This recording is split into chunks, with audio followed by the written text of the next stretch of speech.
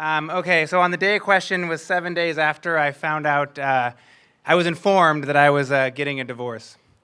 So that was tough. And the thing about getting a divorce is that you realize very quickly it's not so much about reflecting on the relationship as like looking at yourself in the mirror. And unlike selfies where you get to take 16 and pick the best one, you're kind of stuck with what you see, and it's not always the best feeling.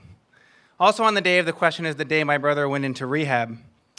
And the thing about rehab is you kind of realize that it's not so much about somebody choosing to live a better life, but a family realizing that this is a matter of life and death. And so I was on the phone trying to convince the police officers to kindly break down my brother's door to see if he was in fact inside. I was also supervising a field trip of 33 middle schoolers.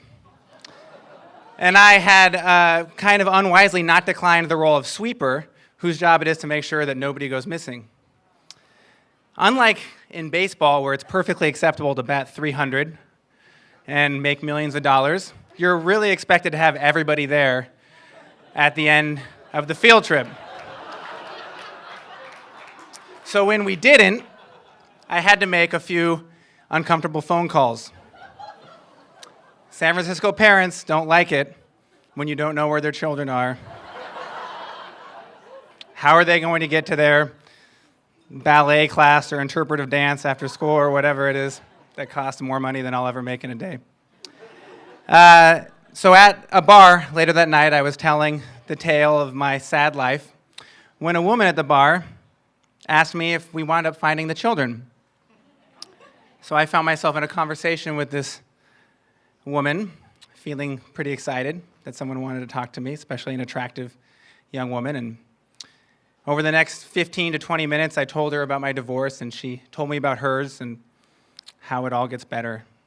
I told her about my brother, and she told me about how her life had been affected by drug addiction and how it all gets better, and she looked me in the eyes with very kind eyes.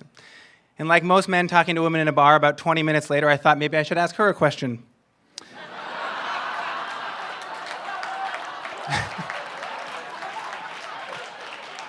So I asked her, "Where are you from?" She said, "Boise, Idaho." Not the answer I was expecting.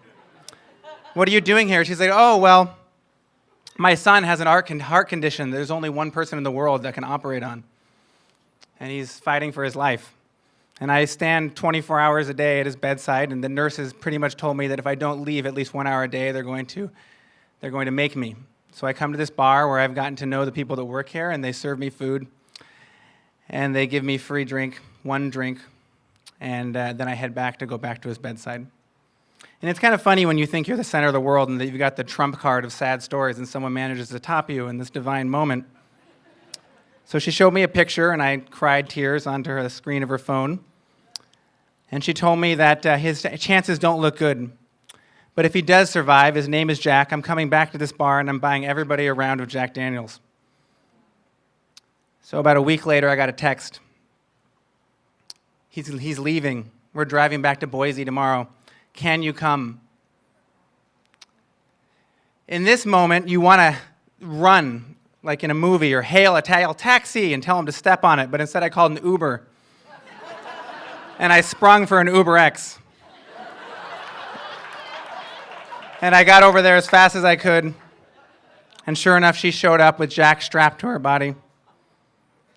And she said she was too nervous to buy the bar around on herself, so she had me stand up on a table and tell his story to a bunch of Salesforce employees who we had to interrupt, who were busy plotting world domination, discussing how they were going to use the Eye of Sauron. And I'll be goddamned if they didn't cry tears. Human tears. And she still texts me regularly to wish me happy holidays and see how I'm doing and actually ask me about how my life is. And I'm grateful every day. And if anyone wants to see a picture of him, he just texted me today. So that was the story of how one of the worst moments of my life turned into one of the most joyful. Thank you.